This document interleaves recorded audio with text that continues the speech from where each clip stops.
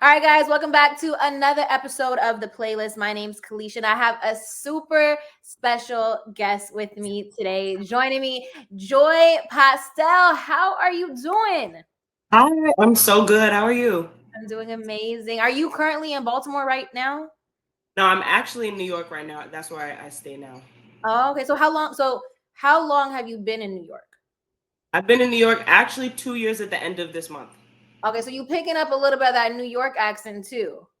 My family is from Brooklyn, so Ah, I grew up between the two dialects, ah, So I'm pretty neutral, but I got can it. switch it up. I love it. And it's cool because I mean, for those that have heard your music, for those that haven't, you don't hear it through the music, the R&B, you don't hear that. So it's kind of dope. It's kind of dope because when you speak, it's like, whoa, where's she from? So you're coming off of your hiatus. The last single that you released was in 2019. That was Back and Forth. You were named OK Players Breakthrough Artist of 2020, which was during a pandemic, which was crazy because Right. so many artists were dropping music in 2020. So to be named one of the breakthrough artists is incredible. So congratulations on that. And your new single, At Ease. Amazing. Congratulations. Very Yeah. well put together. I love the record. I'm like a super music person. So I really heard like the mixing and the mastering and the vocals and the backgrounds. Incredible job. So for those that don't know who you are, go ahead and tell us who Joy Postell is. Joy Postell is, a singer, a songwriter, but most importantly, an artist. I love to express myself through as many mediums as possible. I feel like, if you're just a creative person in general, it's like, we have our main thing maybe, but it's like you can never box a creative into one box. And I especially got to explore that with these upcoming releases because I was able to be a part of like the creative control from start to finish. I was able to like in the studio be a part of the producing, input on the mixing, input on the mastering. And I feel like it's like my child being born, you know what I mean? After like all this work that we did for such a long time. Yes. So obviously, people know this now because music and the creative part of it is a lot more in the forefront. How many songs did you have to choose from to finally decide this is going to be my single? Well, I chose the single from the final like 15 tracks, but before that, it was like we were making music for a very long time, so I would say like 75 to 100 tracks that we're choosing from. Oh my God, that must have been so hard to 75 to to go down to 15 to 1. I would have been torn. Yeah. I would have been torn. So let's dive down a little more deeper into a more personal level. What is something that you would want your fans to know that they wouldn't hear through your music, like more on a personal level of who you are? That honestly, I'm constantly changing. I feel like from the time that I've released my first single, like it was very like kind of like political, for lack of a better description word that I Right. could think of right now. And it's like the more that I've created, the more I've allowed myself to reveal different layers Mhm. of, who I am as I'm growing into the woman that I'm becoming. And I feel like that's like the main thing I'm trying to get across with this project is like, oh, this is like what I'm really thinking about when it's just me and myself, when I lay my head down at the pillow, like it's like my little diary, like, exactly how I feel. And I'm not worried about the way that it's being viewed. And I feel like in that way, it's super authentic. So I looked at your Instagram. Not gonna lie, it's very clean cut. She had no guys posted on the gram. She looks single. She looks happy. She looks thriving, glowing. Career is going amazing. Does Joy Postell have a type? Do you have a type of guy that you like? Okay. Yes. I feel like, yeah, I'm definitely more attracted to like, not energy for sure, because I feel like, I grew up in athletics, you know what I mean? So like I think just being athletic is just something I've always naturally been drawn to just because it's a Yeah. lifestyle thing. But definitely someone who is like emotionally intuitive, Right. strong faith, Yeah. stable, ambitious, like certain qualities that it's like, you have to get to know somebody and then you really see who they are. So Exactly. with dating, it takes time now, especially. Yeah, too many these days. options out there. Too many options. Coco Jones made this funny comment about the types of guys she likes. She said she likes them medium ugly. Is that like a thing? Like, do you like yours medium ugly too, or they gotta be like You know real? what? I've dated fine, and medium ugly. It's like, it's definitely a different energy. Men can be high maintenance as well. So, Okay. I understand the medium ugly preference. Yes. I'm not gonna lie. I tried the medium ugly. It didn't work for me because they still cheated anyway. Thought like if they're medium ugly, no one else is gonna want them, and they gonna be like, girl. No, No. okay. So when this type of guy, approaches you and he's like, "Hey, I want to take you on a date." What's like a perfect date look like to you?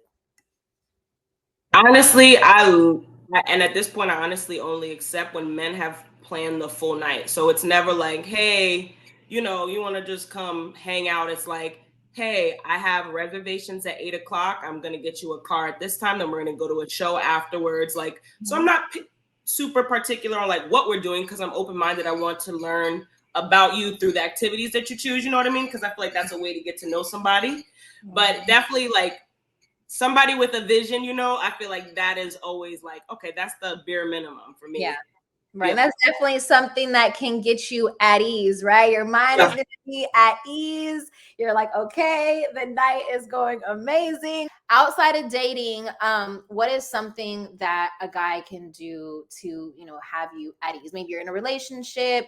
What is something that can have you at ease? Like no stress, no nothing. I feel like anticipate my needs. Mm.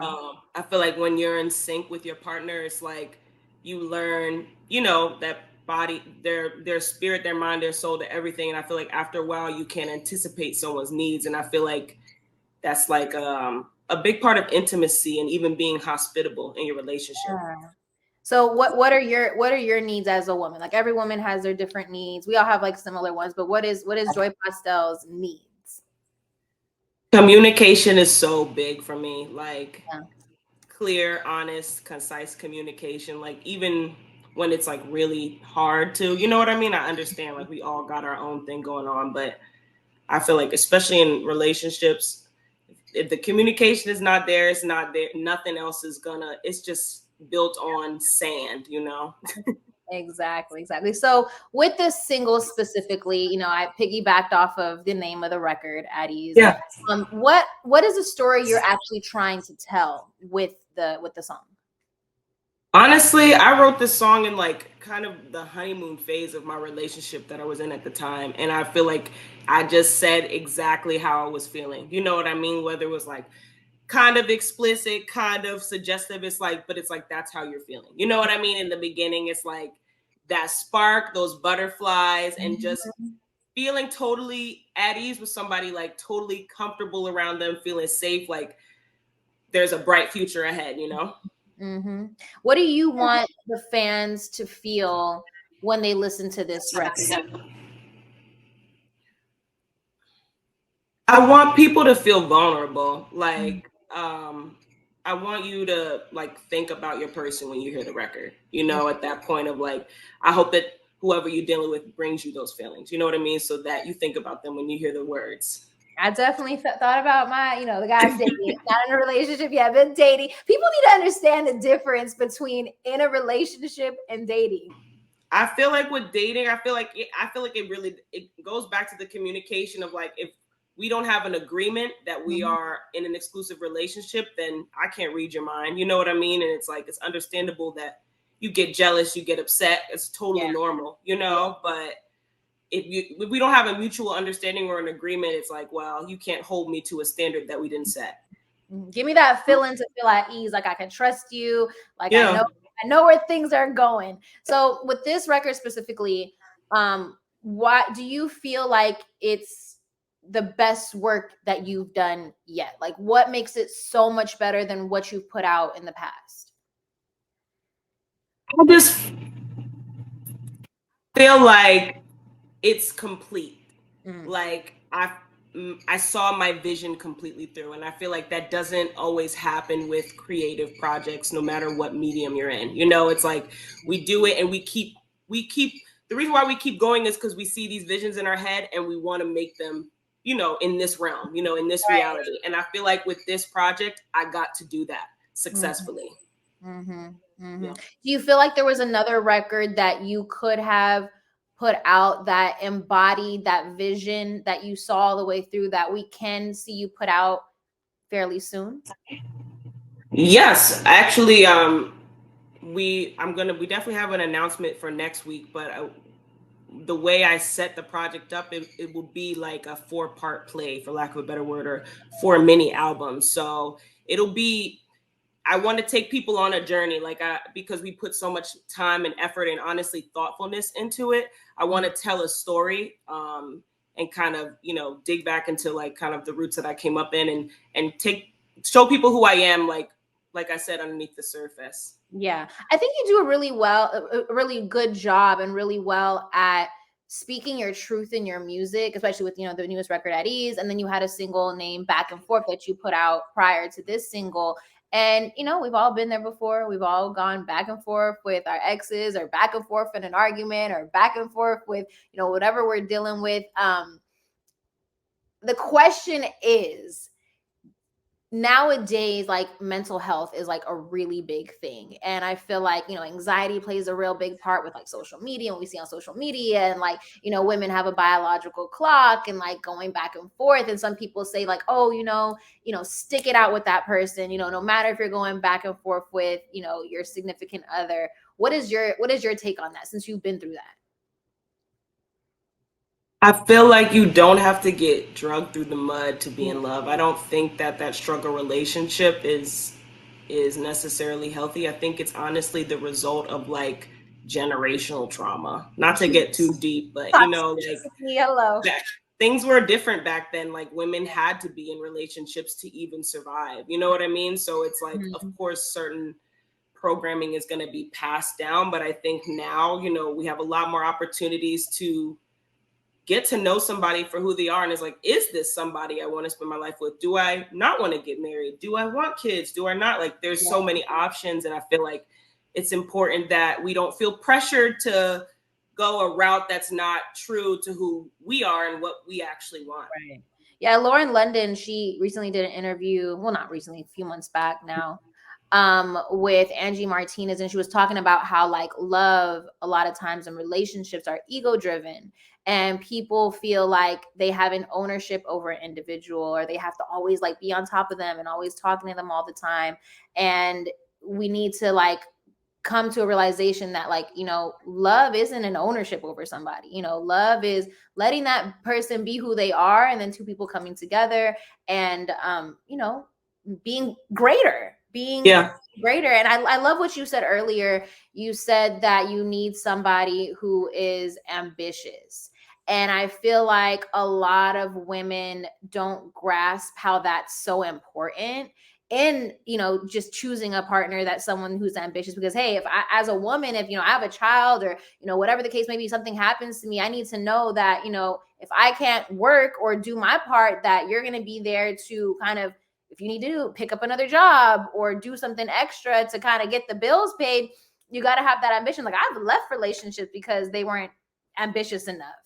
Right. It's insane how that plays such a big part. So going back to the music, like, take me back to day one of when you knew that music was your calling. Like, I could sing and I want to pursue this.